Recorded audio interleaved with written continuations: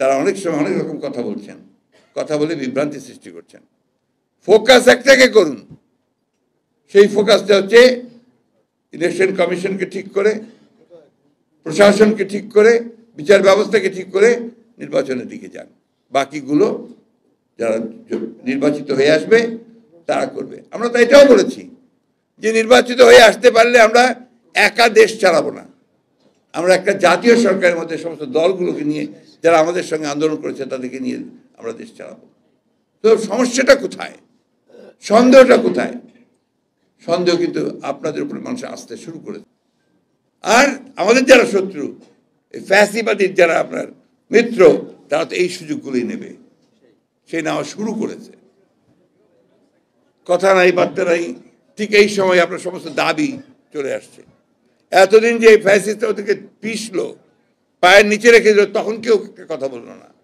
ওরা জিজ্ঞেস করে বলে তখন কথা বলার সুযোগ ছিল না, এখন তো সুযোগ পেয়েছি, এখন বলছি।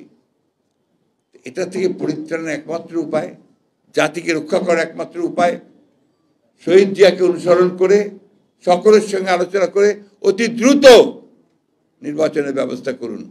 কবে কি করবেন আপনারা জানান, এটা আমরা জানাতে পারবো না। তো সেটা জানালেও তো মানুষের মধ্যে একটা আস্থা আসবে, যেটা এত তারিখের মধ্যে একটা হবে। মানুষ তো ইলেকশন চায়, ওইখানে দেখেন কোনটা কোনটা আপনারা নেবেন, কোনটা কোনটা নেবেন না, কিন্তু আসল জিনিসটাতে আসেন। নির্বাচন কমিশনকে ঠিক করে আপনার একটা দ্রুত নির্বাচন ব্যবস্থা দেন। আমরা এই কথা তো বলে নিই, এত তারিখের মধ্যে দেন, এত তারিখের মধ্যে দেন। আমরা ঠিক রোড ম্যাপ দেন, তিতুমিরকে কলেজকে আমরা বিশ্ববিদ্যালয় করতে হবে, খুব ভালো কথা।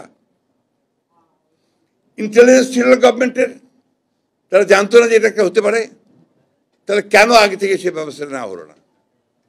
আসলে এই গভর্নমেন্ট তো এখনো স্টেবল হতে পারেনি ওইসব দিক থেকে। এই জন্য আমরা যেটা বারবার বলে আসছি যে এটা আপনাদের কাজ না। ফাইনালি আপনারা তাড়াতাড়ি দ্রুত একটা নির্বাচন দেন, যাদের কাজ তারা করুক, রাজনীতিবিদদেরকে কাজ করুক। আমরা তো সংস্কার দিয়ে দিয়েছি প্রস্তাব।